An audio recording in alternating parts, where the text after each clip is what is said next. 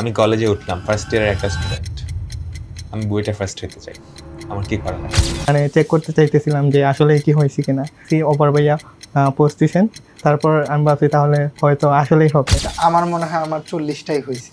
আর ভাইয়া আমি ওর থেকে পুরোটাই উল্টা। বিদেশি রাইটারের বইয়ের কন্টেন্ট কিছু পড়ার দরকার নাই, যেগুলো লাগবে ওগুলা ভাইয়ারা ক্লাসেই করাই দেয়। অনেকেই অ্যাডমিশন টেস্টের প্রিপারেশন নেওয়ার জন্য ঢাকা চলে আসে, তোমাদের কাছে কি মনে হয়? ওর মতো 23 ব্যাচের ইঞ্জিনিয়ারিং এ যুক্ত ছিলাম। আসসালামু আলাইকুম সবাইকে, তোমাদের সবাইকে খুবই স্পেশাল একটা ভিডিওতে স্বাগতম। আজকে আমাদের সাথে যুক্ত আছে এমন দুইজন মানুষ যারা বাংলাদেশের সবচেয়ে মেধাবী আর পরিশ্রমী মানুষদেরকে রিপ্রেজেন্ট করে। তো আজকে আমাদের সাথে যুক্ত আছে তোফায়েল এবং রোহিত, যারা এবছর বুয়েটের ভর্তি পরীক্ষায় যথাক্রমে প্রথম ও দ্বিতীয় স্থান অধিকার করে। তো তোফায়েল এবং রোহিত, প্রথমত তোফায়েল, কেমন আছো? তবে আলহামদুলিল্লাহ ভালো।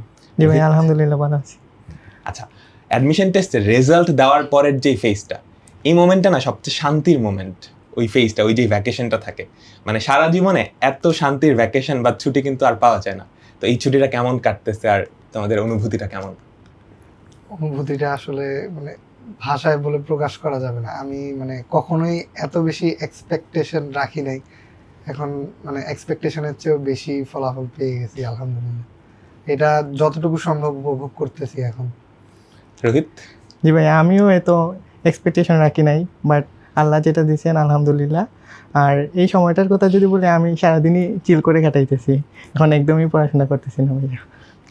আচ্ছা, তোমাদের কি ওই মোমেন্টের কথা মনে আছে যখন বুয়েটের রেজাল্টটা দিল? তার ঠিক পরের মোমেন্টটা, আমি আমার কথা বলি। আমার অ্যাডমিশন টেস্টের রেজাল্ট দেয় 2018 সালে। তো আমার ভর্তি পরীক্ষার পরের যে মোমেন্টটা, রেজাল্ট দেওয়ার, ওই মোমেন্টটা আমার এখনও মনে আছে। আমি যখন আমার আম্মুকে রেজাল্টের কথা বলছিলাম, আমি বুয়েটে 15তম হয়েছে, আমার আম্মুর মুখের যে হাসিটা, এটা আমার এখনও মানে চোখে লেগে আছে। তো তোমাদের এক্সপিরিয়েন্সটা যদি একটু বলতো, জাস্ট রেজাল্ট দেওয়ার পরের মোমেন্টটা। রেজাল্ট যখন দিছে, আমি রেজাল্ট জানছি রেজাল্ট দেওয়ার 5 থেকে 10 মিনিট পর। আমি চিন্তা করছি, আমি রেজাল্ট যখন দিবে শুনছি, আমি অনেক বেশি নার্ভাস ছিলাম। তো আমি ভাবছি যে আমি নিজে কখনো রেজাল্ট দেখবো না, আমাকে যদি কেউ জানায় তাহলে শুনবো। আমার ফ্রেন্ড একজন আমাকে কল দিয়ে হঠাৎ বলতেছে ফার্স্ট হয়ে গেছে। আমি প্রথম বিশ্বাস করি না, বলছি মস্কারি কেন করতেছে। বলতেছে যে না ভাই আসলে। পরে আমি যখন নিজে দেখলাম, আমার মানে হাত পা কাঁপা শুরু হয়ে গেছে। আমার বাসায় তখন কেউ ছিল না, শুধু আম্মু ছিল। আম্মুকে যখন বলছি, আম্মু অনেক খুশি হয়েছে, আর আমি কাইন্ড অফ চিৎকার চেঁচামেচি করতেছিলাম তখন খুশিতে। রোহিত? আমার কথা যদি বলি ভাইয়া, আমিও প্রথম 2 থেকে 3 দিন খুবই টেনশনে ছিলাম। তখন মানে এরকম অবস্থা ছিল যে রেজাল্ট দিয়ে দিতে পারে, সো মানে খুবই টেনশনে কাটতেছিল। আর হঠাৎ রেজাল্টের আগে আমার বুয়েটের একজন ভাইয়া কল দিয়েছিলেন আমাকে, তারপর বলতেছেন যে তোমার নামের স্পেলিংটা বলো। তারপর আমি হয়তো ভাবছি যে হয়তো টপ 10-এ এরকম ভালো হয়েছে রেজাল্ট, সেই জন্যই তো বলতেছেন। তারপর বলছেন যে আমি সেকেন্ড হয়ে গেছি। তারপর ভাইয়া প্রথমে আমারও বিশ্বাস হয় নাই, আমি মানে চেক করতে চাইতেছিলাম যে আসলে কি হয়েছে কিনা। তারপর আমি এফপিতে ঢুকছি সবার আগে, তারপর দেখছি অপর ভাইয়া পোস্ট দিছেন, তারপর আমি ভাবছি তাহলে হয়তো আসলেই হবে। আর সেই সময় ভাইয়া আমার হাত পা মানে পুরোটাই কাঁপতেছিল। আর আমি আমার ফুফুর বাসায় মানে থেকে পড়াশোনা করছি, সো আমার ফুফুকে গিয়ে বলছি, আর ফুফাতো ভাই বোন সবাইকে গিয়ে বলছি, ওনারাও সবাই মানে সারপ্রাইজ পুরো। আর তারপর মানে সবাই খুশি হয়েছেন আর কি। আচ্ছা, তো অ্যাডমিশন টেস্টের যে প্রিপারেশনটা, স্পেশালি যারা ইঞ্জিনিয়ারিং প্রিপারেশন নেবে, তোমাদের কি মনে হয় যে ইঞ্জিনিয়ারিং প্রিপারেশনটা কি শুধু অ্যাডমিশন ফেজেই স্টার্ট করা উচিত, নাকি একাডেমিক থেকেই এই প্রিপারেশনটা স্টার্ট করা উচিত? তোমাদের জার্নিটা যদি বলতা, তোমাদের পুরো জার্নিটা একাডেমিক থেকে অ্যাডমিশন, তোমরা কীভাবে প্রিপারেশন নিচ্ছো, কীভাবে পড়াশোনা করছো, সব কিছু নিয়ে। প্রথমত তোফায়েল। আমি আসলে যখন কলেজে ভর্তি হই, তখন মানে সবার থেকে শুনতাম যে 15 ঘন্টা 20 ঘন্টা পড়তে হবে। তা এগুলো শুনে আমি একটু ঘাবড়ে যাই। এরপর দেখতেছিলাম যে সবাই অফলাইনে সেই কোচিংয়ে দৌড়াদৌড়ি করতেছে। আমি আসলে অফলাইনে এত একটা অভ্যস্ত না। আমি চিন্তা করলাম সবাই যখন বাইরে পড়তেছে, আমি ঘরে পড়ি ডাবল এফোর্ট দিয়ে। তা আমি ফার্স্ট ইয়ারে থাকতেই যতটা সম্ভব সবচেয়ে বেশি এফোর্ট ফার্স্ট ইয়ারে দিছি। ফার্স্ট ইয়ারে আমার মোটামুটি পুরোটা সিলেবাস কভার হয়ে যায়। এরপর আমি সেকেন্ড ইয়ার থেকে অ্যাডমিশন স্টার্ট করি, অ্যাডমিশনের পড়াশোনা। নট নেসেসারিলি যে মানে কলেজ লাইফে পড়াশোনা শুরু করতে হবে, অ্যাডমিশনের টাইমেও এসেও পড়লে কভার হয়ে যাবে, কিন্তু যত আগে থেকে করে অত বেনিফিট আর কি, অতবার রিভাইজ দেওয়া যাবে, ওইটা আরো বেশি কাজে দেয়। আচ্ছা রোহিত, তোমার জার্নি? আমার কথা যদি বলি ভাইয়া, আমি কলেজ লাইফ থেকেই মানে অ্যাডমিশনের জন্য পড়া শুরু করছিলাম। শুরু থেকেই ফার্স্ট ইয়ারে আমার যখন একটা চ্যাপ্টার কমপ্লিট হয়ে যেত, আমি কোয়েশ্চেন ব্যাংক কালেক্ট করে রাখছিলাম। সো চ্যাপ্টার শেষ হওয়ার পর আমি মানে মেইন বইয়ের চ্যাপ্টারগুলো ভালোভাবেই পড়তাম, সূত্র ডেরাইভেশনগুলো কীভাবে আসছে বা এগুলো ভালো করেই বুঝতাম। তারপর আমি বেশি বেশি কোয়েশ্চেন সলভ করার চেষ্টা করতাম আর কি। আর কোয়েশ্চেন ব্যাংক কালেক্ট করে রাখছিলাম, তো প্রতিটা চ্যাপ্টার শেষ হওয়ার পর আমি কোয়েশ্চেন ব্যাংকের যে ম্যাথগুলো আছে ওইগুলো করতাম। আর এইভাবেই ভাই মানে কন্টিনিউ রাখছি। আর ওই যে 23 ব্যাচের সাথে ভাই আমি ইঞ্জিনিয়ারিং কোর্সে ছিলাম, সো ওইখান থেকে ক্লাসগুলো করা হয়ে গিয়েছিল সব, আর স্লাইডের সব ম্যাথগুলো করা হয়েছিল। সো এটা আমাকে আমার অ্যাডমিশন পিরিয়ডে আগায় রাখছে, অনেক আগায় রাখছে আর কি। বুঝতে পারছি। তো যারা মানে খুবই টপের দিকে থাকে, এটা আমি খেয়াল করছি শুধু এই বছর না, গত বছর বা আগের বছরও, তারা কিন্তু ইঞ্জিনিয়ারিং অ্যাডমিশনের প্রিপারেশনটা কলেজ লাইফ থেকেই শুরু করে, ফার্স্ট ইয়ার বা সেকেন্ড ইয়ার থেকে, যেটা তোমাদের দুজনের মধ্যে কমন দেখলাম। আমি নিজের ক্ষেত্রেও বলতে পারি, আমি নিজেও শুরু করছিলাম ফার্স্ট ইয়ার বা সেকেন্ড ইয়ার থেকে আমার ইঞ্জিনিয়ারিং অ্যাডমিশনের প্রিপারেশনটা শুরু হয়েছিল। এটা ভাইয়া আমি বলবো অনেকটা বেনিফিট দিবে আর কি, কারণ অ্যাডমিশন টাইমে আমাদের 3 থেকে 4 মাস সময় পাওয়া যায়। এই সময়ে আসলে মানে সবগুলা মানে এফিশিয়েন্টলি সলভ করাও টাফ। তাহলে কেউ যদি মানে আগে থেকে পড়াশোনা করে রাখে তাহলে তাকে অনেক আগে রাখবে আর কি। এইটাই, যে যদি শুরুর দিকে থাকতে চায় সে তো শুধু বেসিক জিনিসে পড়ে থাকলে হবে না, ওর তো বেসিক টু অ্যাডভান্স সবই লাগবে। তো আমার মনে হয় যে অ্যাডমিশন টাইমে যে 3 মাসের মতো পাওয়া যায় অ্যাপ্রক্সিমেটলি, ওইটা আসলে এত একটা এনাফ না। তবে কেউ যদি বেশি এফোর্ট দেয় তাহলে সে পারবে, কিন্তু আগের থেকে স্টার্ট করলে এটা একটু বেশি বেনিফিশিয়াল হয়।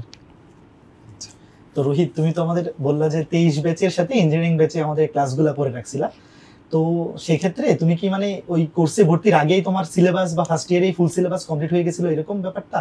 হ্যাঁ ভাইয়া, আমার মানে অনেকটাই সিলেবাস কমপ্লিট হয়ে গিয়েছিল, তাই আমি এই ডিসিশনটা নিয়েছিলাম যে আমি একটু অ্যাডমিশনের পড়াটা আগায় রাখি।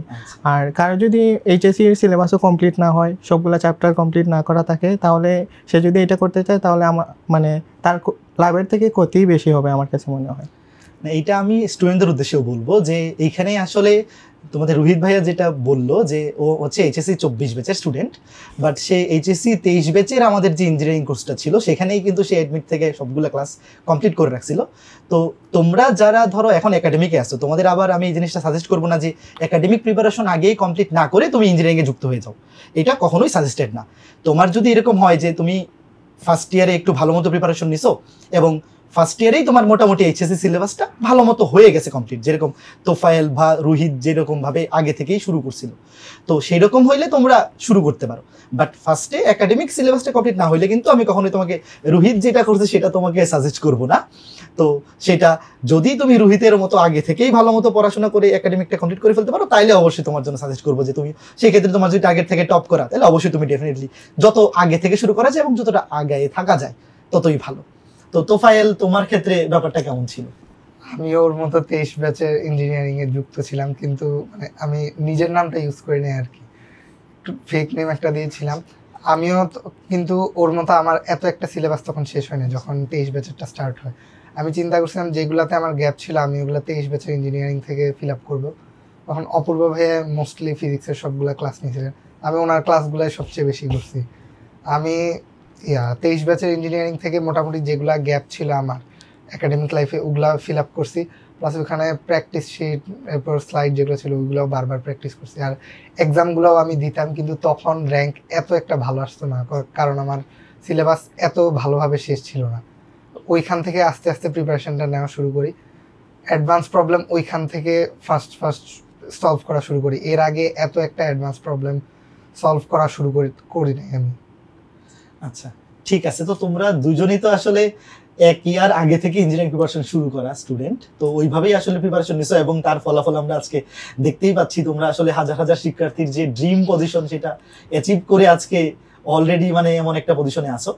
তো আমি আসলে অ্যাডমিশন সিজনের বা টাইমের যে 3টা মাস ওইটা তো তোমরা অলরেডি বললা, যে আমি তোমাদের কাছে এই জিনিসটা জানতে চাইবো যে স্টুডেন্টরা বিশেষ করে এখন 25 ব্যাচের যারা আছে ওদের তো টেস্ট পরীক্ষা শেষ, হয়তো সবাই যাদের টার্গেট ইঞ্জিনিয়ারিং প্রিপারেশন শুরু করতেছে, কেউ বা অলরেডি অনেকে হয়তো শুরু করে দিছে।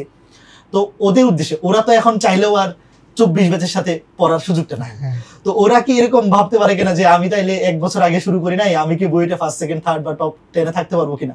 তো তোমাদের কি মনে হয় যে আগে থেকে না শুরু করেও যদি এখন থেকেও কেউ আমাদের ইঞ্জিনিয়ারিং ব্যাচ এই সামনে কয়েকদিন পর থেকে 25 শুরু হবে, তো ওরা যদি এইচএসসির আগে, আমরা তো ফেজ 1 রাখি এইচএসসির আগে 1 মাস এবং ফেজ 2টা থাকে এইচএসসির পরে, তো তোমাদের কি মনে হয় যাদের একাডেমিক প্রিপারেশনটা মোটামুটি এখন কমপ্লিট হয়ে গেছে টেস্ট পরীক্ষার আগে, তো সে যদি এখন থেকে শুরু করে ফেজ 1 আমাদের সাথে থাকে এবং ফেজ 2তে এইচএসসির পরে থাকে, তার দ্বারাও কি টপে আসা পসিবল কিনা? অবশ্যই পসিবল, কিন্তু কথা হচ্ছে যে আগে থেকে আমাদের সাথে একবার কমপ্লিট করে রাখছে সে তো অবভিয়াসলি এক স্টেপ আগায় থাকবে। তো যে এখন স্টার্ট করবে নিজের ব্যাচের সাথে, তার ওর থেকে এই হালকা একটু বেশি এফোর্ট দেওয়া লাগবে আর কি, কিন্তু এটা পসিবল অবশ্যই।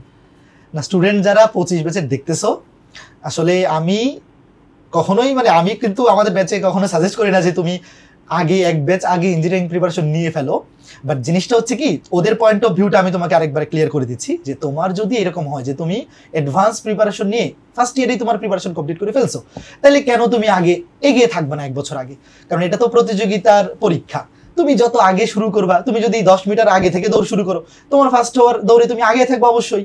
তো যাদের এরকম হয়, যা 26 ব্যাচের যারা দেখতেছো এই ভিডিওটা, যদি তোমাদের এরকম হয় যে ভাইয়া আমি একটু আগে থেকে শুরু করছিলাম, বা অনেকে থাকে যে এসএসসি পরীক্ষা শেষ হওয়ার পরে এইচএসসির আগে যে ভ্যাকেশনটা থাকে 3-4 মাস, এরকম আমি অনেক স্টুডেন্ট দেখছি যে ওই 3-4 মাসে পরে পুরো ইন্টারমিডিয়েট ফার্স্ট ইয়ারের সিলেবাস অনেকটা শেষ করে ফেলে। তো এরকম যারা সিরিয়াস স্টুডেন্ট আসো, যে অনেকের ড্রিম থাকে যে ভাইয়া আমার ড্রিম ছিল বুয়েটে চান্স পাওয়া, চান্স পাইলেই হবে, তো তোমাদের কারো যদি এরকম ড্রিম থাকে ভাই আমার বুয়েটে টপ করার ড্রিম, এটা তো এক একজন মানুষের এক এক রকম প্যাশন থাকে, তো তোমার যদি এরকম টপ করা প্যাশন হয় এবং তোমার যদি আগে থেকে 26 ব্যাচে যারা আসো ফার্স্ট ইয়ারের মধ্যে এরকম প্রিপারেশন কমপ্লিট করে ফেলতে পারো, তাইলে অবশ্যই তুমি 25 ব্যাচের সাথেও আগে থেকে শুরু করতে পারো। বাট অবশ্যই ফার্স্ট থিং ফার্স্ট, সেটা হচ্ছে একাডেমিক প্রিপারেশনটা আগে ভালো মতো কমপ্লিট করে নিতে হবে। তো আমি আবার রাকিবের কাছে যাচ্ছি, রাকিব কন্টিনিউ করো। আচ্ছা, স্টুডেন্টদের একটা খুবই কমন প্রশ্ন থাকে এরকম, ভাই আপনারা যখন পড়ান তখন পারি, কিন্তু পরীক্ষা হলে গিয়ে পারি না। আরও একটা ব্যাপার, সেটা হচ্ছে ভাই যেগুলা করে গেছি ওগুলা পারি, কিন্তু একটু ঘুরায় দিলে, একটু অজানা প্রবলেম দিলেই পারতেছি না। এই যে প্রবলেম সলভিং স্কিলটা, এইটা তোমরা কিভাবে অ্যাকোয়ার করছো? কারণ তোমরা কিন্তু বুয়েটে ফার্স্ট হয়েছো, সেকেন্ড হয়েছো, ওখানে ম্যাক্সিমাম প্রবলেমই তো অজানা থাকে। সো একটা অজানা প্রবলেম দেখে কিভাবে অ্যাপ্রোচ করছো, কিভাবে সলভ করছো, বা ওই ক্যাপাবিলিটিটা কেমনে অর্জন করছো? আসলে এক্সাম হলে অনেকে মানে পারা জিনিস ভুল করে প্যানিক হওয়ার কারণে, এই প্যানিক হওয়াটা একটু কন্ট্রোল করা লাগবে আর কি। এটা তো নিজের বিষয়, এটা তো আরেকজন করে দিতে পারবে না। আর আরেকটা ব্যাপার হচ্ছে অনেকে বলে যে মানে বাসায় প্র্যাকটিস করছি এক্সাম হলে পারি না। এখন আমি ধরেন একটা ম্যাথ 10 ঘন্টা প্র্যাকটিস করলে পারি, আরেকজন 2 ঘন্টা প্র্যাকটিস করলে পারে, আমি তো তাহলে ওর 2 ঘন্টাটা দেখে আমি নিজে 2 ঘন্টা প্র্যাকটিস করলে হবে না। আমি যদি দেখি যে আমি বর্তমানে যে পরিমাণ প্র্যাকটিস করতেছি সেটা দিয়ে আমি পারতেছি না, তাইলে আমার বুঝতে হবে যে আমার প্র্যাকটিস করাটা এনাফ হচ্ছে না, আমার আরও বেশি এফোর্ট দেওয়া লাগবে। এটা স্টুডেন্টরা মানে যথেষ্ট এফোর্ট না দিয়ে মনে করে যে দিচ্ছে, এরপর মানে একটা মিসকনসেপশনে ভুগে আর কি, যে ওরা মনে করতেছে ওরা যথেষ্ট এফোর্ট দিছে কিন্তু আসলে দেয় নাই। তো যদি কেউ দেখে যে ও প্র্যাকটিস করছে কিন্তু মানে এক্সাম হলে পারতেছে না, তাহলে ওরা আরও বেশি প্র্যাকটিস করা উচিত। আর নতুন প্রবলেমের ক্ষেত্রে বলবো যে অ্যাপ্রোচ করাটা একটু শিখতে হবে, কিভাবে অ্যাপ্রোচ করলে মানে ফাস্ট সলভ করা যায়, ওইটা প্র্যাকটিস করতে করতেই আসবে। আর অনেকে ভয় পেয়ে যায়, ভয় পাওয়াটা একটু কন্ট্রোল করা লাগবে আর কি। তো রোহিত, তোমার প্রবলেম সলভিং এটা নিয়ে যদি ভাই এই অভ্যাসটা আসলে বাসায়ই তৈরি হয় আমার মনে হয়। আর শুরু থেকেই মানে যদি কোনো কোয়েশ্চেন আমরা না পারি তাহলে মানে সাথে সাথেই সলিউশন দেখাটা উচিত না, আমার অনেকক্ষণ চিন্তা করা উচিত।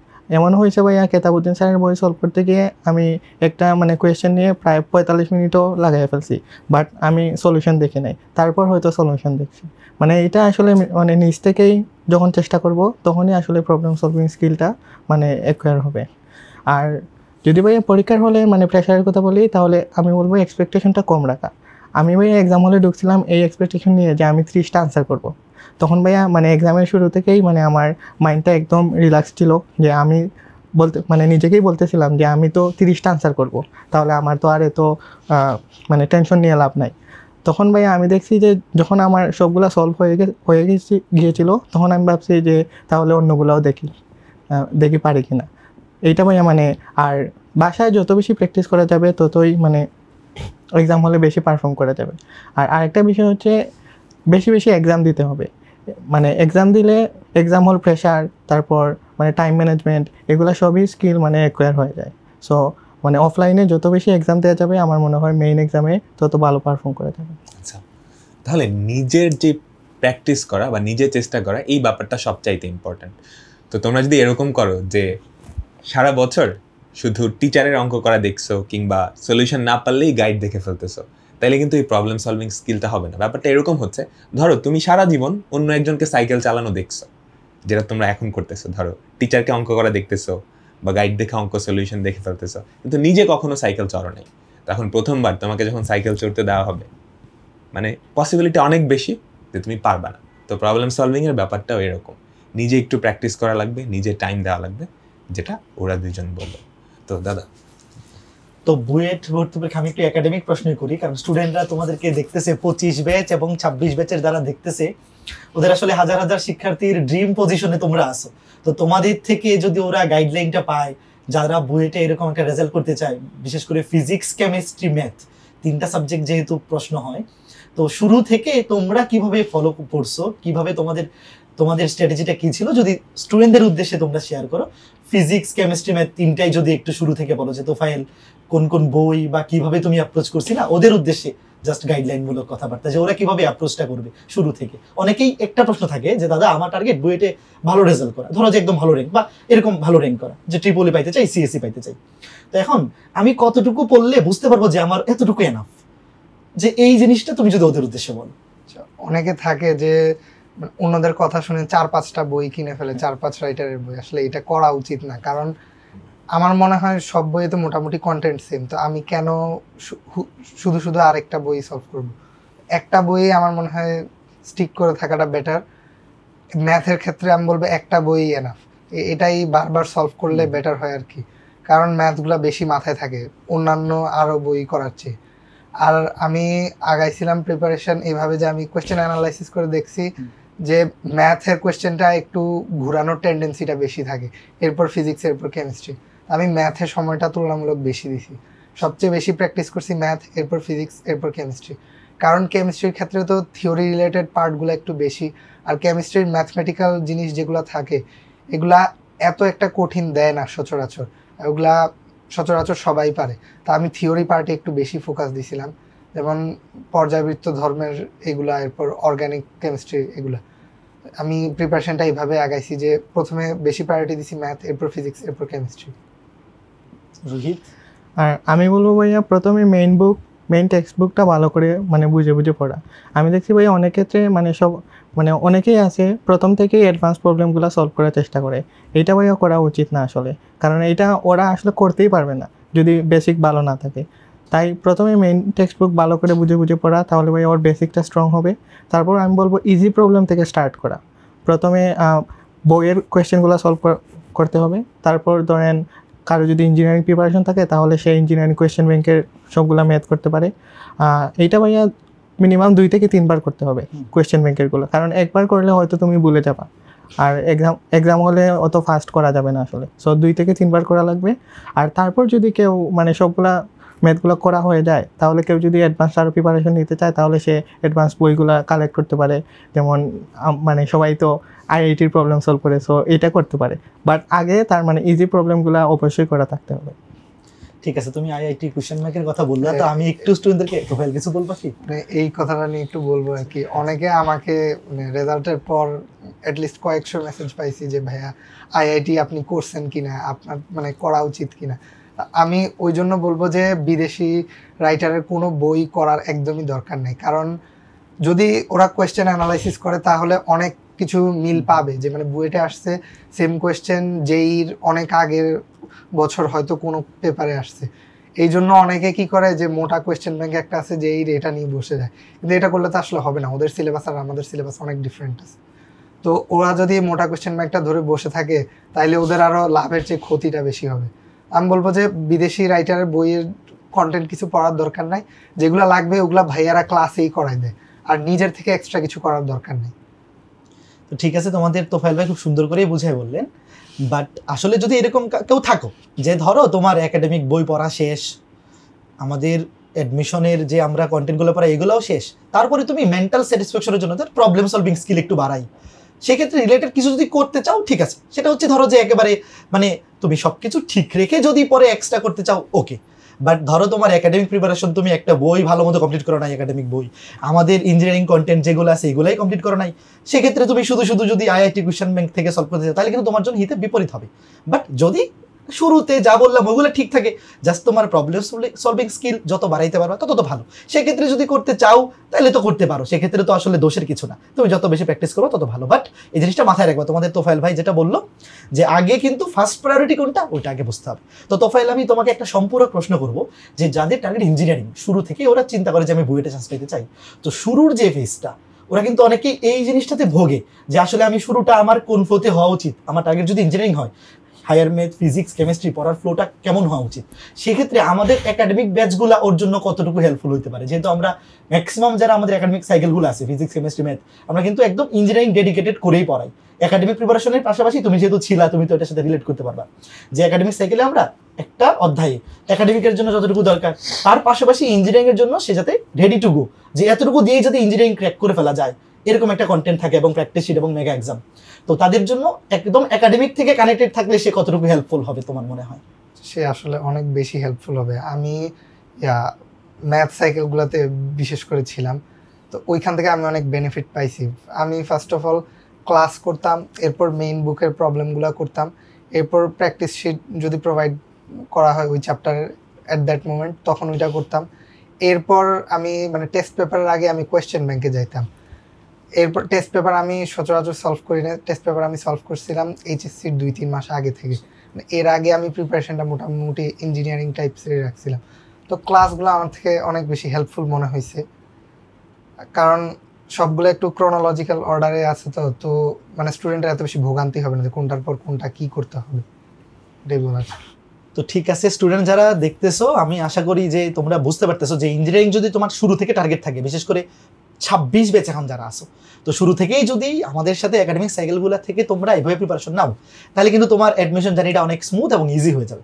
তো আমরা আসলে এখানে ফার্স্ট এবং সেকেন্ড তোফায়েল এবং রোহিত দুইজন এমন মানুষ পাইছি যে যার যেই রকম গাইডলাইন দরকার সব কিছু তোমরা এখানে পেয়ে যাবে। এখন আমি রোহিতের কাছে যাব, রোহিতের স্টোরিটা কিন্তু একটু ডিফারেন্ট।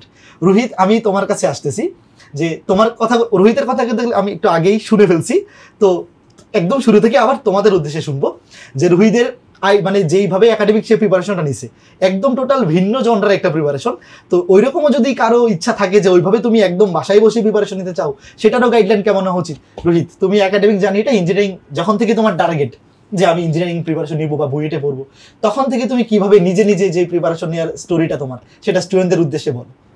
ভাইয়া ক্লাস 8-এর আগে তো আমি তত ভালো স্টুডেন্ট ছিলাম না, জাস্ট মানে পড়ার জন্য পড়া আর কি। আর তারপর 9-10-এ ওঠার পর কোভিড আসছিল তখন, আর তখনই মানে আমার নিজ থেকে পড়ার অভ্যাসটা গড়ে উঠছিল।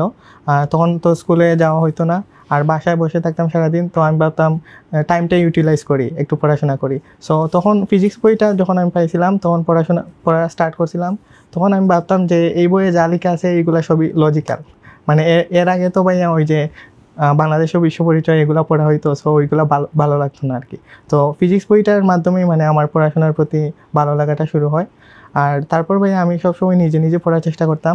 আর এটা আমার স্ট্রংলি আমি বিলিভ করি যে কোনো কিছুতে চান্স পাওয়াটা তুমি নিজে কতটুকু পড়ছো মানে সেটার উপরই ডিপেন্ড করে। আর ভাইয়া এইচএসসির প্রিপারেশনের কথা যদি আমি বলি, প্রথমে আমি মেইন বুক ভালোভাবে পড়তাম। আর আমি কোথাও অফলাইনেও কোচিং করি নাই, আর তারপর অনলাইনেও কোচিং করি নাই। আমি ভাবছি যে যেহেতু বাসায় বসেই আমি এটা পড়তে পারতেছি, তাহলে আমি কেন অন্যের কাছে পড়বো আর কি। আর ভাইয়া সব কিছু তো আর আমি পড়তে পারি নাই, অনেক কিছু আছে আমি বুঝতে পারতেছি না বা এরকম। সো আমি এটা ইউটিউবে হেল্প নিছি, ইউটিউব থেকে। এই তো এইভাবেই পড়াশোনা করছি। আর আমার কাছে সবচেয়ে বেনিফিশিয়াল যে স্টেপটা ছিল আমার, সেটা হচ্ছে আপনাদের ওই যে 23-এর ইঞ্জিনিয়ারিং ব্যাচে জয়েন হওয়া। এটা ভাই আমি অনেক কিছুই মিস করে গেছি নিজ থেকে পড়াশোনা করতে গিয়ে। তারপর আপনাদের ক্লাসগুলো যখন করছি তো এই গ্যাপগুলোও পূরণ হয়ে গিয়েছিলো আর কি। সো আমি বলবো কেউ যদি মানে কোচিং করে সেটা মানে তার জন্য ক্ষতি না, বরং সে এগিয়ে থাকবে। আর নিজ থেকে পড়াটা অনেক ইম্পর্টেন্ট, অন্যের উপর ডিপেন্ড করে মানে সব সময় বসে থাকাটা বেনিফিশিয়াল না আর কি। এইটাই আমি রোহিতের কথা ধরে স্টুডেন্টদের উদ্দেশ্যে বলবো যে প্রবলেম সলভিংয়ে তুমি যদি ভালো হইতে চাও তাহলে একদম নিজেকে মাঠে নামতে হবে। নিজে যদি মাঠে নেমে এই যে রোহিত যেভাবে একদম সেলফ স্টাডি করে প্রবলেম সলভিং স্কিলটা অ্যাকোয়ার করছে, যদি নিজে নিজে বাসায় বসে ওই স্কিলটা তুমি মানে নিজে যদি প্র্যাকটিস না করো, নিজের মধ্যে যদি ইচ্ছা না থাকে, তাহলে আসলে ওই প্র্যাকটিসটা না করলে তুমি ওই লেভেলে যাইতে পারবে না। তবে আমি আরেকটা জিনিস সাজেস্ট করবো, সেটা রোহিতের থেকেও আমি তোমাদের উদ্দেশ্যে শুনবো, যে আসলে রোহিত যেভাবে পুরা সেলফ মেড, পুরা ইন্টারমিডিয়েট লাইফে, এইচএসসি লাইফে সে কোনো কোচিংই করে নাই, কোনো প্রাইভেটও করে নাই, অফলাইনও না অনলাইনেও না। তো এটা কিন্তু একটা রিস্কি মুভ রোহিত, তুমিও স্টুডেন্টদের উদ্দেশ্যে হয়তো এই ব্যাপারে তোমার কাছে জানতে চাইবো। তো এটা আসলে ইন্টারমিডিয়েটের আমার যেই সাজেশনটা তোমাদের প্রতি, যে ইন্টারমিডিয়েটের সময়টা তো খুবই অল্প এবং সিলেবাসটা অনেক হিউজ। তো 26 ব্যাচ ফুল সিলেবাস পড়তেছে এখন, তো আশা করা যায় 26 থেকে হয়তো সব ফুল সিলেবাস আসবে পরবর্তী ব্যাচগুলো। তো এই শর্ট টাইমে ফুল সিলেবাসে আসলে মানে নিজে নিজে পড়তে গিয়ে রিসোর্স খুঁজে বের করাও কিন্তু একটা সময় সাপেক্ষ ব্যাপার, যে আমি একটা জিনিস বুঝতেছি না, এটা কোন রিসোর্স থেকে বুঝবো, বা এই সমস্যাটা হইতে পারে। তো আমি তোমাদেরকে সাজেস্ট করবো যে রোহিত ভাইয়ার মতো তুমি যদি ওইভাবেই তোমার ভালো লাগে, তাহলে তো অবশ্যই ডেফিনেটলি ওই রকমভাবে নিজেই পড়তে পারো। বাট শুরু থেকে যদি অফলাইনে বা অনলাইনে আমাদের একাডেমিক সাইটগুলো থেকে থাকো, তাহলে তোমার যেটা সুবিধা হবে, যে একটা গাইডলাইন তুমি আগে থেকেই পেয়ে যাবা, যে আমার কতটুকু পড়া দরকার ফিজিক্সে, যে আমি একটা ফিজিক্সে ভেক্টর দিয়ে, তোমরা সবাই তো ফিজিক্সে ভেক্টর দিয়ে বা ম্যাথে হায়ার ম্যাথমেটিক্স দিয়েই শুরু করে। তো শুরু থেকেই তুমি যদি একটা অধ্যায় আমাদের একাডেমিকে পড়ে তুমি বুঝতে পারো যে আমার বইটা চান্স পাওয়ার জন্য ভাই এতটুকু প্রিপারেশন হলেই আসলে আমার জন্য এনাফ, তাহলে তুমি একটা স্মুথ জার্নি তোমার স্মুথ হয়ে যাবে। তুমি গাইডলাইনটা পেয়ে গেলা, কন্টেন্ট পেয়ে গেলা, যে আমার কোত্থেকে হেল্প নিতে হবে, তো জার্নিটা স্মুথ হবে। রোহিত তুমি কি সাজেস্ট করো, মানে তুমি যেহেতু এইটা এক্সপিরিয়েন্স করছো, তো তোমার স্টুডেন্টদের উদ্দেশ্যে এইটা কি সাজেশন থাকবে? ভাই আমি বলবো যে এখন তো রিসোর্সের কোনো অভাব নেই, আর এখন সবারই মোবাইল ফোনে অ্যাক্সেস আছে। সো কারো যদি ইচ্ছা থাকে তাহলে তার জন্য রিসোর্সের আসলে অভাব নেই, তার ইচ্ছা থাকতে হবে আসলে। আর কোন রিসোর্সটা মানে সে পিক করবে সেটা সে নিজেই বুঝে যাবে। সো সে যদি একটা ভিডিও অন করে, তাহলে সে যদি দেখে যে এই ভিডিওটা দেখে সে শিখতে পারতেছে, তাহলে অবশ্যই তার দেখা উচিত। আসলে ভাই মানে ইচ্ছা থাকলে মানে তোমার কোথায় যেতে হবে সেটা তুমি নিজেই ফিগার আউট করতে পারবা। সো এটা কোনো সমস্যা না আসলে। না আমি আসলে এইরকম মানে একটা স্টোরি, এটা রাকিবও হয়তো এলান করতে পারবে, যে মানে ইন্টারমিডিয়েট লাইফে নিজে থেকে যেই পরিমাণ এফোর্ট রোহিত দিছো, এবং নিজে নিজে আসলে এইভাবে পড়াশোনা ট্র্যাক করে বুয়েটে সেকেন্ড হওয়া, এবং ও কিন্তু আমাদের পটেনশিয়াল বুয়েটিয়ান পরীক্ষাতেও সেকেন্ড ছিল রোহিত। তো এটা আসলে মানে আমি নিজে থেকেই খুবই সারপ্রাইজড আসলে ওর কথা শুনে, যে এইভাবেও আসলে এতটা ডেডিকেটেড থেকে নিজে সবকিছু মেনটেন করে রিসোর্স খুঁজে সবকিছু ম্যানেজ করে বুয়েটে সেকেন্ড হওয়া, এটা আসলে মানে ইমেন্স ভালো রেজাল্ট। তো রাকিব যদি এই ব্যাপারে কিছু, বাট ভাই আমি একটা জিনিস অ্যাড করতে চাইবো আর কি, মানে সবার উচিত না এরকমটা করা। কেউ যদি ক্লাসগুলো করে তাহলে অবশ্যই তার জন্য এটা বেনিফিশিয়াল। মানে যদি ক্লাস করতে তোমার ভালো লাগে তাহলে অবশ্যই তুমি করো। আর এখানে ভাই আপনারা অনেকগুলা মানে অ্যাডভান্স জিনিসপাতিও পড়ান, তাহলে সে যদি এগুলো করে রাখে তাহলে মানে আগায় থাকবে আর কি। এটা করা মানে ক্ষতির না আসলে, বাট অবশ্যই নিজ থেকে পড়াশোনা করতে হবে। প্রত্যেকেরই আসলে নিজের একটা স্টোরি থাকে, তো পড়াশোনাটা নিজের কাছে, সো নিজে পড়তে হবে। এটা হচ্ছে ওদের কথা শুনে তোমরা নিশ্চয়ই বুঝতে পারতেছো আসল কথা। আচ্ছা, ওদের মধ্যে একটা জিনিস কমন, ওরা দুইজনেই কিন্তু ঢাকার বাইরে। রোহিত হচ্ছে সিলেটের আর তোফায়েল হচ্ছে চিটাগাংয়ের। তো অ্যাডমিশন টাইমে আমি দেখি যে অনেকেই অ্যাডমিশন টেস্টের প্রিপারেশন নেওয়ার জন্য ঢাকা চলে আসে। তোমাদের কাছে কি মনে হয়, এই ডিসিশনটা কি ভালো না খারাপ? আমার পার্সোনালি মনে হয় ডিসিশনটা একদমই খারাপ, কারণ এখন যেহেতু অনলাইনের যুগ, সবার কাছে সোশ্যাল মিডিয়া এরপর ইন্টারনেটের অ্যাক্সেস আছে, তো সে যেই রিসোর্সই চাক না কেন অনলাইনে ফ্রিতেই পাবে। মানে ফ্রিতে এমন কিছু নাই যা সে পাবে না। আমার মনে হয় না যে ঢাকায় আসার কোনো প্রয়োজন আছে, কারণ একজন মানুষ তার ঘর বাড়িতে যেই পরিমাণ মানে কমফর্ট জোনে থাকে, সে আরেকটা প্লেসে যদি শিফট করে তাহলে ওইখানে অ্যাডজাস্ট হতে তার কিছুটা সময় লেগে যায়। তো ওই সময়টা সে যদি মানে পড়াশোনায় দিত তাহলে সে আরও এক স্টেপ আগে থাকতে পারতো। আমার মনে হয় না এখন মানে অ্যাডমিশন টাইমে ঢাকায় শিফট হওয়া এটা একটা গুড ডিসিশন, কারণ সে নিজে যেইখানে থাকে সেখান থেকেও সেম পরিমাণ রিসোর্স ইউজ করতে পারবে, সেম অপরচুনিটিস থাকবে। ঢাকায় আসলে উল্টা লাভের চেয়ে ক্ষতিটা আরও বেশি হবে যদি হিসাব করা যায়। রোহিত? জি ভাই, আমিও তো ফাইলের সাথে এই বিষয়ে একমত। আর আমি মনে করি যে অ্যাডমিশন পিরিয়ডে অফলাইন ক্লাস থেকে অনলাইন ক্লাসটা আরও বেশি মানে ইফেক্টিভ। সো তুমি যদি মানে তোমার জায়গায় থাকো তাহলে তো তুমি অনলাইন ক্লাসগুলো করতে পারতেছো, তাহলে কেন ঢাকায় আসা লাগবে? আর ভাইয়া অ্যাডমিশন পিরিয়ডে ফ্যামিলির সাথে থাকাটা খুবই ইম্পর্টেন্ট। তোমার মেন্টাল সাপোর্ট বলো আর খাবার দাবার বলো, এগুলো ম্যানেজ করা মানে ফ্যামিলি যদি করে দেয় তাহলে তোমার তো আর অন্য কোনো টেনশন থাকে না আসলে, তুমি পড়াশোনায় মনোযোগ দিতে পারো। আর ভাইয়া ওই যে বেশি বেশি পড়াশোনার পর তারপর শরীর খারাপও হইতে পারে, এগুলো সব কিছু মিলিয়ে সাপোর্টটা আসলে ফ্যামিলির সাথে থাকাটা খুবই ইম্পর্টেন্ট আমার কাছে মনে হয়। সো যে যেখানেই থাকে সেখান থেকেই পড়াশোনা কন্টিনিউ করাটা আমি মনে করি ঠিক হবে। তো যারা সামনের বছর এই ডিসিশনটা নিতা, আশা করি তোমার ডিসিশনটা নেওয়া এখন সহজ হয়ে যাবে। আর ফ্যামিলির পাশে থাকাটা অনেক বড় একটা ব্লেসিং। আর অফলাইনে ওরা যেটা বললো, আমি যখন স্টুডেন্ট ছিলাম তখন আমাদের সময় কিন্তু অনলাইনটা অত পপুলার ছিল না। আমি নিজেই খেয়াল করতাম, আমার বাসা থেকে কোচিং সেন্টারটা অনেক দূরে ছিল, সো জ্যাম ঠেলে আসা যাওয়া অনেক হ্যাসেল হয়ে যেত। তারপরেও এখন যেহেতু অনলাইন এডুকেশন খুবই বড় একটা ইফেক্ট ফেলতেছে, আমার মনে হয় যে তোমাদের বড় ভাইয়া পুরা যেই সাজেশনটা দিল সেটা তোমাদেরকে অনেক হেল্প করবে। এবার একটা জাতীয় কোয়েশ্চেন, সেটা হচ্ছে ভাইয়া কত পাইলে বুয়েটে চান্স পাবো? এইটার তো কোনো অ্যান্সার হয় না, তবে ওরা কতগুলো অ্যান্সার করছে বা ওরা কত পাইতো, ওদের এক্সপেক্টেড মার্কস কত, সেটা আমরা জানতে পারি। তুমি বুয়েটের পরীক্ষায় কয়টা অ্যান্সার করছিলা, তোমার এক্সপেক্টেড মার্কস কত ছিল? আমি 40টাই অ্যান্সার করছিলাম। ওখানের মধ্যে ম্যাথে 2টা 3টা আমার একটু আনশিওর ছিল, আমি বের হয়ে মিলাইছি এগুলা। ওখানের মধ্যে 2টা শিওর হয়েছে আর একটা আনশিওর ছিল, ওইটা মানে কেউ সলভ করে নাই আমার পরিচিত জনদের মধ্যে। তা আমার মনে হয় আমার 40টাই হয়েছে, কারেক্ট ছিল। তো বইটা ফার্স্ট 400-তে 400ই পাইছে। মানে এটা আসলে একটু এক্সট্রা অর্ডিনারি পরীক্ষা হয়ে গেছে। আসলে আমি তোফাইলের মুখ থেকে শুনতেছিলাম, মানে বিগত আমরা তো 21 ব্যাচ থেকে পড়াচ্ছি এবং অনলাইনে এবং অফলাইনে বুয়েটে 15 সালে চান্স পাওয়ার পর থেকে আমার নিজের ব্যাচ এবং পরবর্তী সবগুলা ব্যাচেই কে কত কত অ্যান্সার করে আমরা শুনতাম। তো আসলে কখনোই মানে ফুল অ্যান্সার করে আসছে এরকম কখনো হইতো না। বিশেষ করে যখন থেকে 2020 সাল থেকে বুয়েটে রিটেন পরীক্ষাটা 40টা প্রশ্ন থাকে, অর্থাৎ 400 নম্বরের প্রশ্ন পরীক্ষা হয়। দেখা যেত বুয়েটে ফার্স্ট যারা হয় সবাই বলে 37-38টা ফুল অ্যান্সার করছি, বা অনেকে 36-37 বা 38টা এরকম একটা শুনতাম আর কি। বেশিরভাগ ক্ষেত্রেই 2-1টা ফুল ছেড়ে আসতো, তাও ফার্স্ট হয়েছে এরকম। বাট আসলে তোফাইলের ক্ষেত্রে জিনিসটা এক্সট্রাঅর্ডিনারি। আমরা শুনতেছি যে ও তোফাইল একদম 40টার মধ্যে 40টা অ্যান্সার করে আসছে এবং ও কনফিডেন্ট যে মোটামুটি 40টাই হয়তো হয়েছে। তো আসলে তোমার যদি ফার্স্ট হওয়ার টার্গেট থাকে, তোমার যে আসলে 40টাই পারতে হবে এরকম না, কারণ মাঝে মধ্যে আসলে কিছু প্রশ্ন 2-1টা বেচে 21 বেচে 22 বেচে এরকম চলে আসে, একেবারে সিলেবাসের বাইরে, বা ওইটা আসলে পরীক্ষার হলে বসে সলভ করা টাফ। তো আসলে 40টার মধ্যে 40টাই পার লাগবে জিনিসটা এরকম না। বাট আমি মানে তোফাইল আসলে এক্সট্রাঅর্ডিনারি ভাবে হয়তো সেটা করে ফেলতে পারছে, বাট তোমার আসলে 40টার মধ্যে 40টা আইটেম নেওয়া লাগবে জিনিসটা এরকম না। আমরা রোহিত থেকে যদি শুনি যে সেকেন্ড, আসলে বুয়েট ফার্স্ট সেকেন্ড নাম্বার তো আসলে খুব বেশি পার্থক্য থাকে না। তো রোহিত যদি স্টুডেন্টদের উদ্দেশ্যে, বা তুমি কয়টা অ্যান্সার করছিলে 40টার মধ্যে? ভাইয়া মানে কত পাওয়া লাগে সেটা তো আসলে কোয়েশ্চেনের উপর ডিপেন্ড করে। যদি বেশি মানে টাফ কোয়েশ্চেন হয় তাহলে হয়তো 34-38টা পেরে অনেকে ফার্স্ট হয়ে যাবে। আর আমার ক্ষেত্রে যদি আমি বলি, আমি 38টা মানে কমপ্লিটলি আনসার করছিলাম, আর হচ্ছে একটা পার্শিয়াল দিয়ে আসছিলাম আর কি। আর টাইমের জন্য ভাই আমি ওই যে বাস্কেটের একটা ম্যাচ ছিল প্রাসের, ওইটা আমি আর কি করতে পারি নাই। সো এক্সাম হল থেকে যখন আমি বের হয়েছি, আমার বন্ধুরা আমি আমার বন্ধুকে বলছিলাম যে আমি এইটা পারি নাই। সো ওইটা শুনে মানে অনেক অবাক হয়ে গেছে যে আমি ওইটা আসলে কেন পারি নাই। আর ভাই আমার মনে হয় যে 38-38 এরকম যদি আনসার করে আসা যায়, আর একুরেটলি আনসার করতে হবে। অনেকে ভাই 38টা আনসার করে আসছে, বাট ওর হয়েছে হচ্ছে মানে 30টা, তাহলে তো আর হবে না। আর একুরেটলি যদি 37 থেকে 38টা আনসার করা যায়, তাহলে আমার মনে হয় যে ফার্স্ট হওয়ার মানে ও এক্সপেকটেশন রাখতে পারে।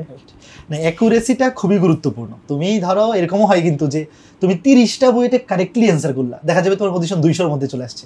আবার অনেকে 36টা অ্যান্সার করছে, বাট তার অ্যাকুরেসি ভালো না, তার হয়তো কারেক্ট হয়েছে 24-25টা, তো তারা হয়তো চান্স হবে কিন্তু একটু র্যাঙ্কটা পিছনে আসবে। তো আসলে অ্যান্সার কয়টা করতেছি সেটার চেয়ে ইম্পর্টেন্ট একুরেটলি কতগুলো অ্যান্সার করতেছি। আর তোমরা তো শুনলাই যে বুয়েটে সেকেন্ড রোহিত ভাইয়া ইজি একটা ম্যাথ না পেরেও সেকেন্ড হয়ে গেছে। তো তোফায়েল ভাইয়া যেটা বলছেন সেটা আসলে রিচ করা খুবই টাফ। আমি জানি না পরবর্তী যারা 25-26 ব্যাচের এই পডকাস্টটা দেখতেছে ওরা কেউ পরবর্তী আগামী 3-4 বছরে 40টার মধ্যে 40টা অ্যাটেন্ড করতে পারবে কিনা। বাট তোমরা অন্তত এটা শিওর থাকো যে অন্তত ইজি 2-1টা ম্যাথ না পারলেও কিন্তু সেকেন্ড হওয়া যায়। কি বলো তোফায়েল? তো সেকেন্ড হলেও ক্ষতি কি, তাই না? মানে আমার যেটা টার্গেট ছিল যে ভাই আমি বুয়েটে পরীক্ষা দিব, যে কোনো রকমের চান্স পাইলেই হবে, আমার বুয়েটে একটা সিট হইলেই হবে।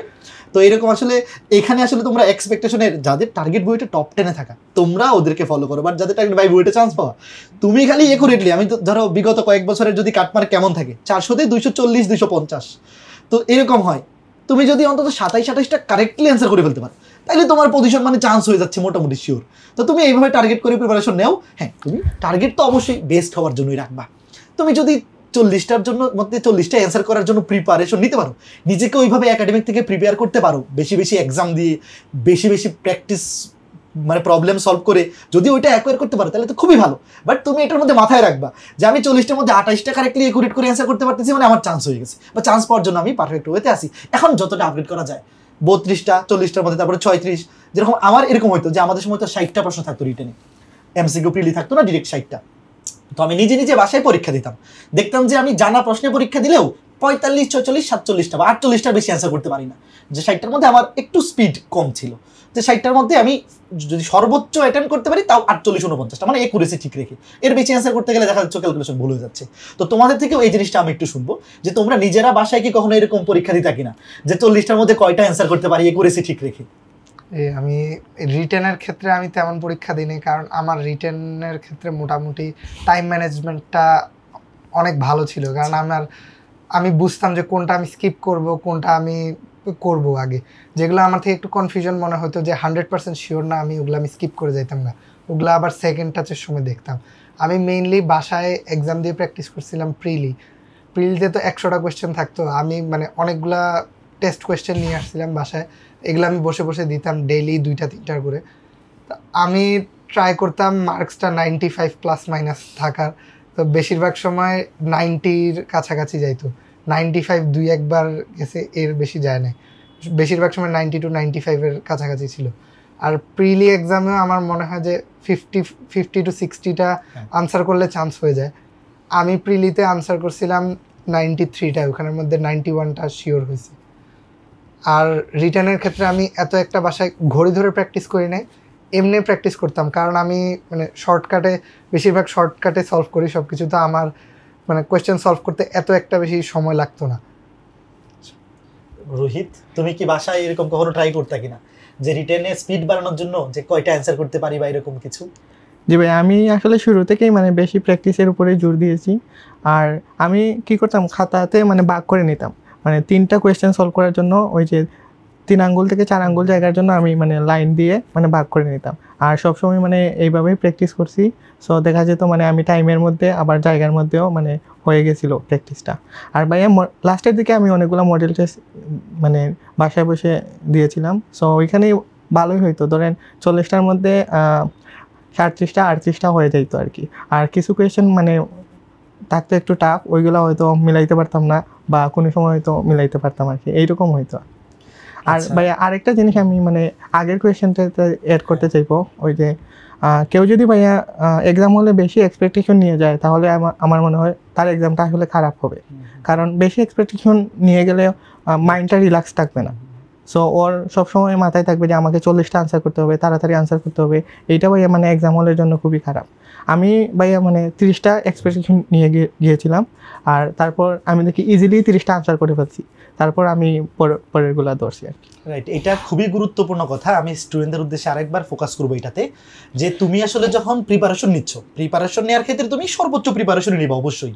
সর্বোচ্চ 40টার মধ্যে 40টাই যদি পারা যায়, ওই রকম প্রিপারেশন নেওয়া যায়, তাহলে তো ক্ষতি নেই। কিন্তু তুমি যখন পরীক্ষার হলে বসবা, তো পরীক্ষার হলে তুমি যদি আগে থেকেই ফিক্স করে ফেলো আমি 40টার মধ্যে 40টা অ্যান্সার করবো, বা 40টার মধ্যে 38টা বা 36টা অ্যান্সার করবো, তাহলে কিন্তু একটা এক্সট্রা প্রেশার তোমার মধ্যে ক্রিয়েট হবে যে আমার এতক্ষণের মধ্যে এতগুলো অ্যান্সার করতেই হবে। তো ওই প্রেশারটা নেওয়ার দরকার নেই। আমি অলওয়েজ ক্লাসে বলি যে ভাই তুমি পরীক্ষার হলে বসতেছো তোমার নিজের বেস্টটা দেওয়ার জন্য, তুমি যেই প্রিপারেশন নিছো সেইটা অনুযায়ী বেস্ট পরীক্ষাটা তুমি পরীক্ষা হলে দিয়ে আসবা।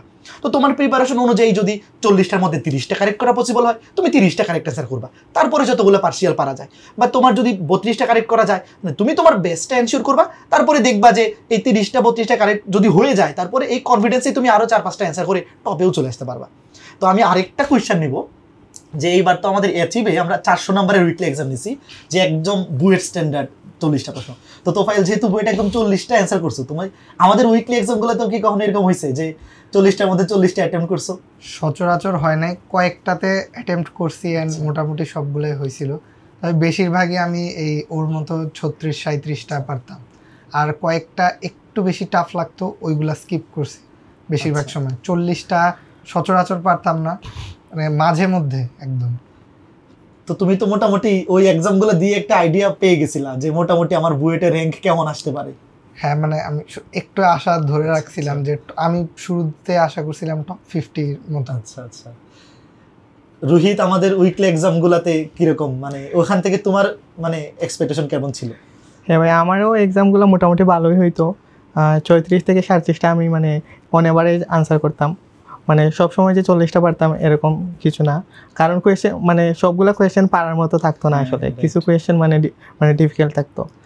আমি এবার একটু গোপন কথা বলি যে আমাদের অ্যাচিভের যে উইকলির প্রশ্নগুলো করা হইতো, তো প্রশ্নের যে টিম আছে ওদেরকে আমি বলেই দিতাম আমরা যে এরকম অন্তত 2টা প্রশ্ন এরকম দেওয়ার যে এই 2টা প্রশ্ন স্কিপ করতে হবে, যে স্টুডেন্ট যাতে বুঝতে পারে যে এই 2টা যে অ্যান্সার করবে মানে ওরা অ্যান্সার করার চেয়ে অ্যান্সার না করা ভালো, এরকম 2টা প্রশ্ন। যে কারণ পরীক্ষার হলে আসলে কিছু প্রশ্ন, এটা আমি স্টুডেন্টদের উদ্দেশ্যে বলবো, 40টা প্রশ্নের মধ্যে কিন্তু তুমি যদি এই বারের প্রশ্নটা তো এখনো পুরোটা হয়তো তোমরা দেখো নাই, বাট আগের বারের প্রশ্নগুলো, এটাও পডকাস্ট বা আমাদের এই ভিডিওগুলো দেখতে যেতে হয়তো তোমরা পুরো প্রশ্নই পাওয়া যাবা এই বারেরটাও, বাট আগের বারের প্রশ্নগুলো যদি তোমরা দেখো 2-1টা প্রশ্ন কিন্তু এরকম থাকে যে একটু বিদঘুটে টাইপ বা পরীক্ষার হলে বসে অ্যান্সার করা টাইপ, তো ওইগুলো যদি তুমি আগেই অ্যাটেম্প করতে যাও তাহলে কিন্তু তোমার লাভের সাথে ক্ষতি হয়ে যাবে, যে ওই 10 নাম্বার অ্যান্সার করতে গিয়ে দেখা যাবে ওই টাইমটা নষ্ট হবে আর 20 নাম্বার তোমার লস হয়ে যাবে, তাই না? তো এই জন্য কিন্তু আমাদের উইকলি এক্সাম এরকম 2-3টা প্রশ্ন অলওয়েজ থাকতো যে এই 2-3টা আসলে স্কিপ করার জন্যই। তো স্টুডেন্ট যারা আসো আসলে তোমরাও যখন পরীক্ষাগুলো দিবা মাঝে মধ্যে যখন এরকম কিছু কঠিন প্রশ্ন চলে আসবে ওইটা নিয়ে আসলে শুরুতেই অ্যাটেম্প নিতে যাইও না, ওইগুলা 2-1টা বাদ দিয়েও কিন্তু বুয়েটে সেকেন্ড হওয়া যায়। এবং ফার্স্ট হওয়ার জন্য আমি বলতেছি না যে 40টা লাগবে, তো ফাইলে আসলে একটা বড় ব্যারিয়ার তুমি সেট করে দিছো, অসুবিধা নাই তোমার ভাই, 40টা অ্যাটেন্ড করার দরকারই নাই, বাট তুমি 36-37টা মানে ওই 3-4টা কোনগুলো স্কিপ করতে হবে ওইটা বুঝে যদি খালি একুরেসি মেইনটেইন করে পরীক্ষা দিতে পারো খুব ভালো র্যাঙ্ক চলে আসবে। তো এরপরে আর কি প্রশ্ন করবো, রাকিব যদি কন্টিনিউ করো। আমি ইঞ্জিনিয়ারিং এর পাশাপাশি মানে কেউ যদি ইঞ্জিনিয়ারিং প্রিপারেশন নেয় ওই প্রিপারেশনে কি ঢাকা ইউনিভার্সিটিও ক্র্যাক করতে পারবে, তোমাদের কি মনে হয়? সে যদি বায়োলজিটা মানে একাডেমিকে মোটামুটি পড়ে থাকে তাহলে আমি বলবো অফকোর্স পসিবল। আমি নিজে মানে আমার বায়োলজি শর্ট সিলেবাসটা মোটামুটি ভালো মতো পড়া ছিল, আমি ডিইউর পরীক্ষাও মোটামুটি হয়েছে, এখন তো রেজাল্ট দেয় না এই জন্য কিছু বলতে পারতেছি না, তা আমার মনে হয় ক্র্যাক করা পসিবল। কারণ মানে কোয়েশ্চেন এত একটা ডিফারেন্ট হয় না, কারণ ইঞ্জিনিয়ারিংয়ের বেসিক যদি তার ক্লিয়ার থাকে তাহলে তার ভার্সিটির বেসিকটাও অবশ্যই ক্লিয়ার থাকবে। আর ভার্সিটির ক্ষেত্রে বলবো যেহেতু ক্যালকুলেটর নাই তার হ্যান্ড ক্যালকুলেশনটা একটু পারা লাগবে, না হলে ওখানে একটু ঝামেলা হতে পারে। জাস্ট হ্যান্ড ক্যালকুলেশন আর বায়োলজি যদি মোটামুটি পড়া থাকে তাহলে আমি বলবো যে ক্র্যাক করা পসিবল। রোহিত? আর ভাইয়া এই অ্যান্সারটা আসলে মানে আমার দেওয়াটাই উচিত না, কারণ আমি নিজেও মানে একাডেমিক লাইফে বায়োলজি তত ভালো করে পড়ি নাই আর কি। তবে আমার মনে হয় যে কেউ যদি মানে বায়োলজির বেসিকটা স্ট্রং থাকে তাহলে মানে পারা পসিবল। আর হ্যান্ড ক্যালকুলেশনের প্র্যাকটিসটাও করা উচিত। আর আরেকটা জিনিস করা লাগবে ভাইয়া, সেটা হচ্ছে মানে ভার্সিটির কোয়েশ্চেন ব্যাংকগুলো সলভ করা উচিত, তাহলে ভাইয়া মানে কোয়েশ্চেনের টাইপগুলো তোমার জানা হয়ে যাবে। আর এক্সাম হলে এটা মানে অনেকটা রিলেট করতে পারবা যে এরকম কোয়েশ্চেন আমি করছিলাম এর আগে, তাহলে এরকম কোয়েশ্চেন আসছে, সো মানে এটা মানে ইম্পর্টেন্ট আর কি ভাই। ঠিক আছে, এখন তোফাইল তোমার কাছে একটা কোয়েশ্চেন। ধরো আমি কলেজে উঠলাম, ফার্স্ট ইয়ারের একটা স্টুডেন্ট, আমি বুয়েটে ফার্স্ট হতে চাই, আমার কি করা লাগবে? মানে এটা তো আসলে বলা যায় না, কিন্তু আমি যদি টিপস দিই এটা হবে যে ক্লাস বই এগুলা মানে যত আর্লি শেষ করা যায় আর কি, সিলেবাসটা এফিশিয়েন্টলি যত আর্লি শেষ করা যায় ওইটাই ভালো। কারণ একটা মানে সিলেবাসটা যদি আমি একবার শেষ করি তাহলে যে টাইমটা লাগে 2-3 বার শেষ করতে তার চেয়ে কিন্তু তুলনামূলক কম টাইম লাগে। তো সে যতবার শেষ করবে সিলেবাসটা তার আয়ত্তে তত বেশি আসবে, সময় কম লাগবে, আর মানে প্র্যাকটিসটা তো হচ্ছেই। আমি বলবো যে সিলেবাস যত বেশি শেষ করা যায় অত বেশিবার শেষ করা উচিত। আর পড়া কখনো মানে গ্যাপ রাখা উচিত না, কারণ আমি যদি আজকে একটা পড়া গ্যাপ রাখি তাহলে এটা আমার 1 মাস বা 2 মাস পরে গিয়ে ফিল আপ করতেই হবে, মানে করা ছাড়া কোনো উপায় থাকবে না। তো আমি একটা পড়া যদি আজকে পড়ি তাহলে ওইটা আমার যে প্রেশার থাকবে, আমি যদি 3 মাস পরে ওইটা পড়তে যাই তাহলে ওইটার প্রেশার অনেক গুণ বেশি থাকবে, কারণ তখন ওই পড়াটা ছাড়াও অন্য পড়াও পড়তে হবে পাশাপাশি। আমি বলবো যে মানে কখনো পড়া গ্যাপ রাখা উচিত না, যখনেরটা তখনই পড়ে ফেলা উচিত। আর অনেকে হয় যে হাল ছেড়ে দেয় আর কি, মানে 1-2টা এক্সাম খারাপ হইলে, আমার এক্সামও অনেক সময় খারাপ হইতো, তো আমি বাসায় এসে অনেক সময় মানে মন অনেকক্ষণ খারাপ থাকতো, এরপর আমি বলতাম যে থাকে একটা পরীক্ষা গেছে কি হয়েছে, পরেরটাতে আরও ভালো করা যাবে। তা আমি ওই পরীক্ষাটা মানে সব চিন্তা বাদ দিয়ে আরও ডাবল এফোর্ট দিয়ে ট্রাই করতাম পরেরটাতে যাতে আরও বেটার হয়। এই জন্য তো কনসিস্টেন্সিটা মেনটেন করা লাগবে আর কি। কিন্তু অনেকে মনে করে যে 15-20 ঘন্টা পড়তে হবে, সোশ্যাল মিডিয়া একদমই বাদ দিয়ে দিতে হবে। আমি ওদের জন্য বলবো আমি 15-20 ঘন্টা একদমই পড়ি নাই, হয়তো মানে কলেজের ফার্স্ট ইয়ারে আমি একটু বেশি পড়ছি, সবচেয়ে বেশি এফোর্ট ফার্স্ট ইয়ারে দিছিলাম আমি। 12 থেকে অ্যাভারেজে 16 ঘন্টার মতো পড়ছি আমি ফার্স্ট ইয়ারে, কিন্তু এটা ফুল জার্নিতে পড়ি না। অ্যাডমিশনে আমি অ্যাভারেজে 8 ঘন্টার মতো পড়তাম, কারণ আমার আগের থেকে মোটামুটি সব কমপ্লিট করা ছিল, তো আমি শুধু রিভিশনের উপর রাখতাম। আর অনেকে মনে করে সোশ্যাল মিডিয়া বা ইন্টারনেট একদমই বাদ দিয়ে দেওয়া উচিত, কারণ এটা আসলে এখন করলে হবে না, কারণ এখন তো মানে ইন্টারনেটের যুগে, এখন যদি বাদ দিয়ে দেয় সে অনেক অপরচুনিটি মিস করে যাবে। আমি বলবো যে মানে ইউজ করা উচিত, কিন্তু মডারেটলি, টাইমটা নিজের থেকে কন্ট্রোল করা উচিত আর কি। অনেকে দেখা যায় যে মানে পড়ার মাঝখানে ফোন ধরে 2-3 ঘন্টা কোথায় জায়গা ওইটা জানে না। তো আমি যখন একটা ফোন ধরবো বা ল্যাপটপ ধরবো, তখন আমি কতক্ষণ ইউজ করবো এটা আমার আগে থেকে ডিসাইড করে রাখা উচিত আর কি। এর বেশি ইউজ করলে আসলে নিজেরই ক্ষতি হবে। আচ্ছা, সো একটা ব্যালেন্স করতে হবে সব কিছুর মাঝখানে, কিন্তু আসলে কি ব্যালেন্স করা সম্ভব হয়? ফোনের মধ্যে রিলসে ঢুকলে তো আর বেরি হতে মন চায়। হ্যাঁ, এটা আসলে একটু কঠিন। এটা মানে নিজের মাইন্ডকে ট্রেন করতে হবে আর কি, যে মানে ফার্স্ট প্রায়োরিটি থাকতে হবে পড়াশোনা, এরপর বাকি সব। তো তার যদি মানে একজন স্টুডেন্ট যে ফার্স্ট হতে যায়, তার যদি সবসময় মাথায় থাকে যে আমার ফার্স্ট হইতে হবে, মানে আমার পড়া অলওয়েজ কমপ্লিট করতে হবে, তাহলে তার এটা অটোমেটিক্যালি হয়ে যাবে যে আমি অন্য কাজের আগে পড়াশোনাকে ফার্স্ট প্রায়োরিটি রাখি। অফকোর্স মানে নামাজ, খাওয়া দাওয়া, এইসব যাবতীয় কাজ বাদে। তা সে যদি মানে আগের থেকে চিন্তা করে রাখে যে আমি একদম টপ র্যাঙ্কে থাকবো, তাহলে তার শুরুর থেকে মানে পড়ালেখাকে সবচেয়ে বেশি প্রায়োরিটি দিতে হবে আর কি।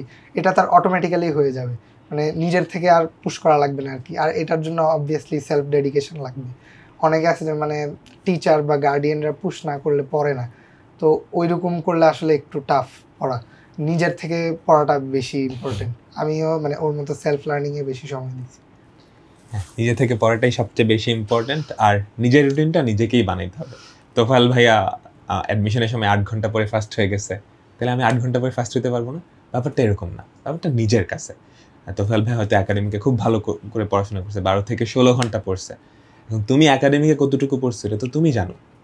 সো অন্যকে দেখে নিজের রুটিন সাজানোর কিছু নাই, তুমি নিজে কতটুকু কোন অবস্থায় আসো সেই অনুযায়ী তোমাকে এফোর্ট দিতে হবে, এটাই হচ্ছে মেইন কথা আর কি।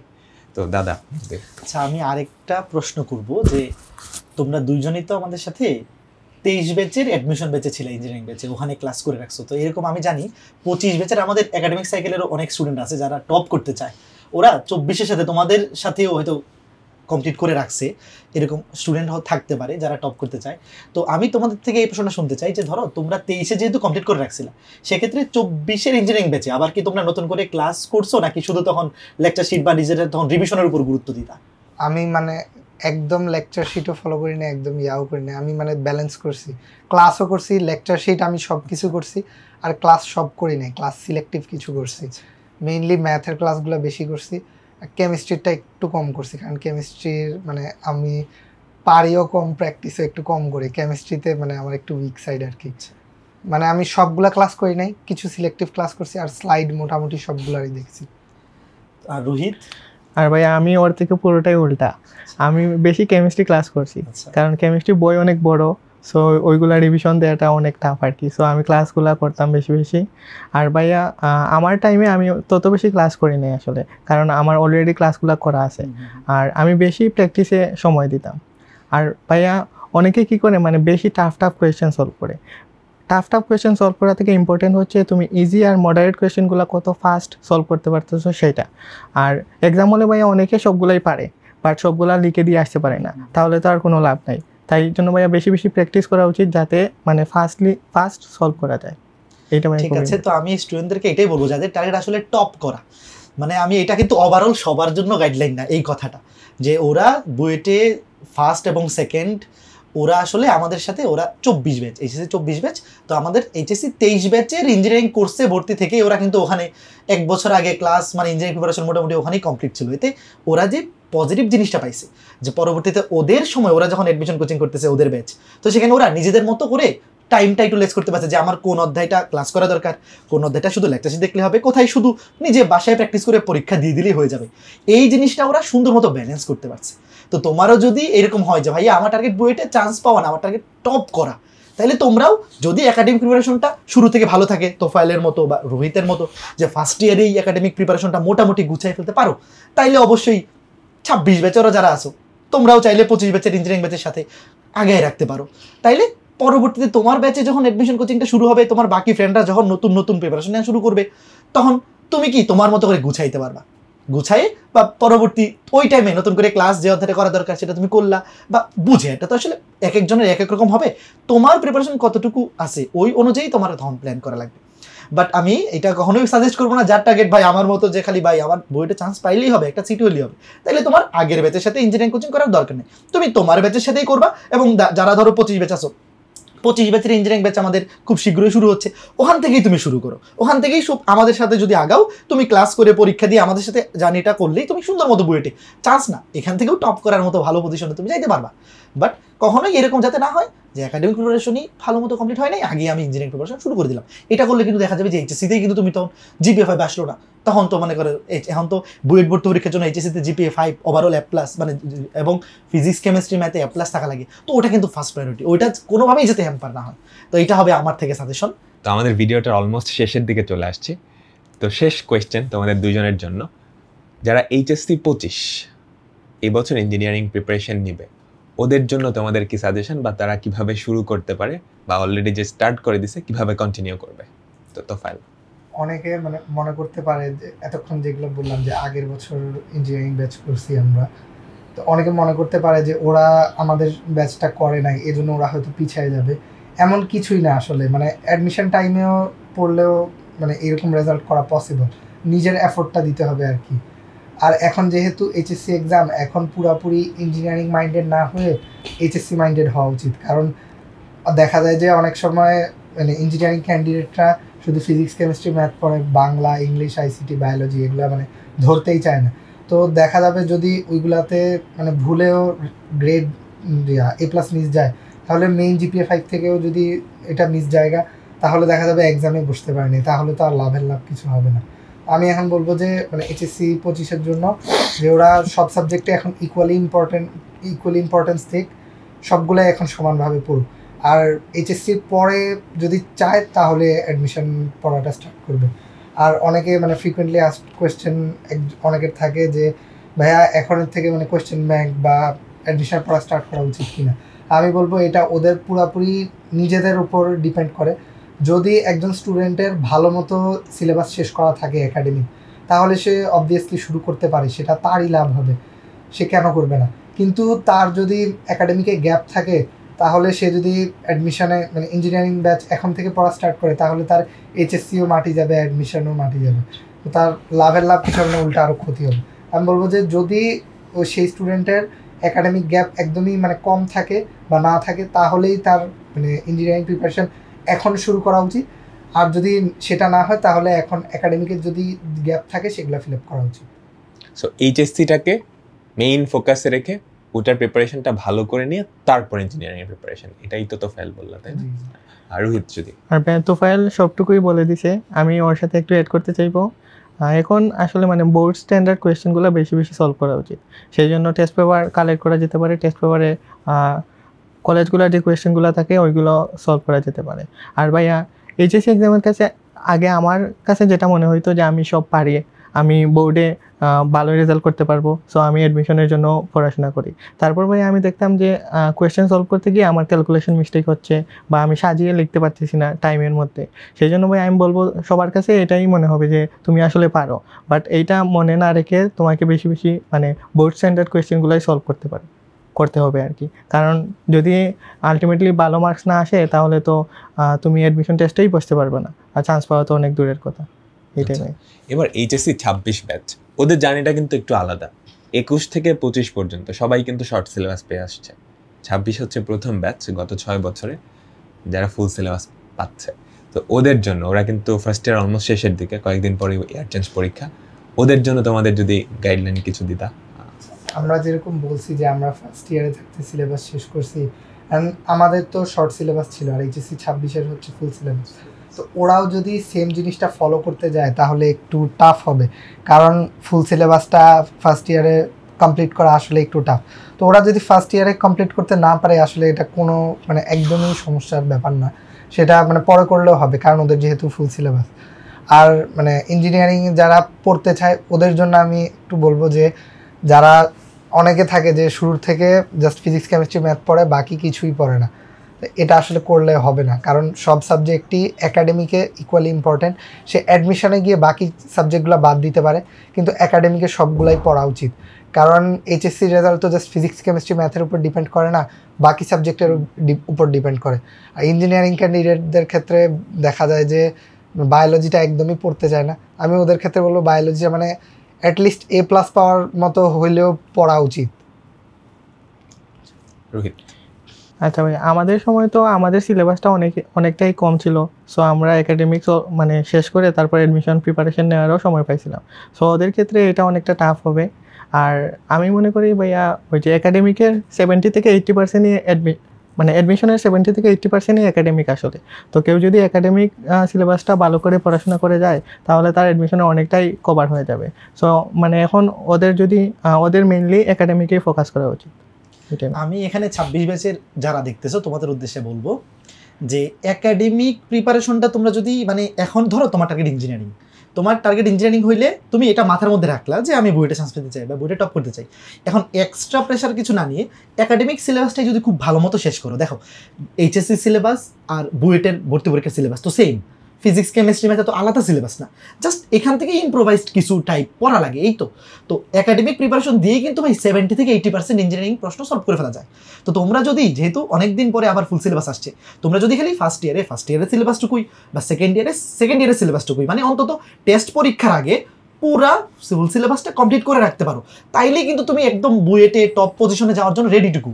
তারপরে খালি অ্যাডমিশন টাইমটা ওই টাইমটা যদি খালি ইউটিলাইজ করতে পারো যে ভালো মতো আমাদের ইঞ্জিনিয়ারিং ব্যাচের ক্লাসগুলো যদি ওই সময় করো তারপরেও কিন্তু তোমার দ্বারা বুয়েটে ভালো পজিশন মানে চান্স পাওয়া তো ইজিলি পসিবল, ক্র্যাক করা মানে একদম টপ পজিশনেও আসা পসিবল। তো এক্সট্রা প্রেশার নেওয়ার কিছু নাই, তুমি খালি একাডেমিক প্রিপারেশনটাই ভালো মতো কন্টিনিউ করতে থাকো।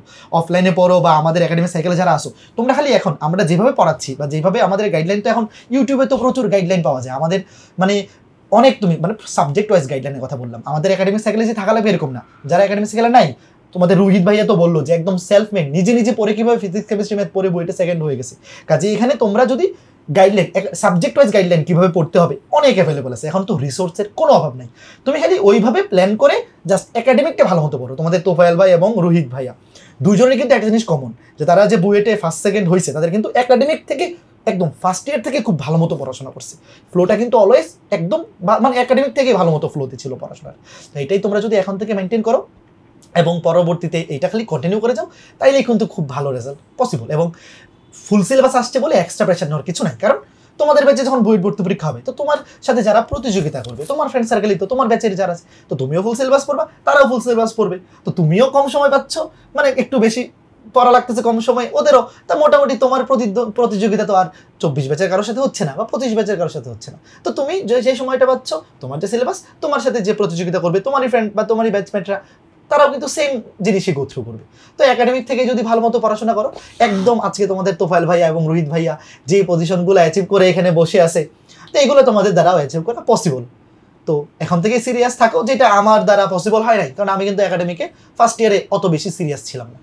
ফার্স্ট ইয়ারে পড়াশোনা করছি, মানে অত খারাপও পড়াশোনা করি নাই, বাট মানে একদম পিকে না, মানে যখন পড়াশোনা করা দরকার পরীক্ষার আগে, ফার্স্ট সেমিস্টার পরীক্ষার আগে পড়াশোনা করছি, আবার সেকেন্ড সেমিস্টারের আগে, আবার ইয়ার চেঞ্জের আগে, কিন্তু ওই যে পুরা টাইমটাতে ফ্লোটা মেনটেন করি নাই। এই জন্য কিন্তু সেকেন্ড ইয়ার থেকে সিরিয়াস হয়েও ধরো ভালো পজিশনে, মোটামুটি এবারে একটা ভালো পজিশনেই চান্স পেয়েছি, কিন্তু টপ করার জন্য কিন্তু একদম ফার্স্ট ইয়ার থেকে যদি সিরিয়াস না থাকো, তাহলে কিন্তু পরে ব্যাকআপ দেওয়া ফুল সিলেবাস একটু টাফ হবে। তো তোমাদের জন্য এটাই সাজেশন, একদম শুরু থেকেই একাডেমিক প্রিপারেশনটাই ভালো মতো করো, কিন্তু রেগুলারিটি মেনটেন করে পড়ো। এরপরে আর কিছু কি বলবা, বা তোমরা যদি আরো কিছু কি স্টুডেন্টদের উদ্দেশ্যে কিছু বলবা? ওইটাই বলবো যে কনসিস্টেন্সিটা ধরে রাখা উচিত, মানে হাল না ছেড়ে দেওয়া উচিত আর কি। মানে অনেকে আছে মানে হাল ছেড়ে দেয়, মন খারাপ করে ফেলে, ডিপ্রেসড হয়ে যায়, এগুলো আসলে করা উচিত না। কারণ একটা এক্সাম তো আর পুরাটা জার্নি ডিফাইন করে না, আরও অনেক এক্সাম আছে। আর অনেকে মনে করে বুয়েটটাই লাইফের সব কিছু, এমন না। মানে এখানে যে চান্স না পেলে একদম লাইফ শেষ ওইরকম কিছুও না, আরও অনেক অপরচুনিটিস আছে লাইফে, ওইটাই বলবো।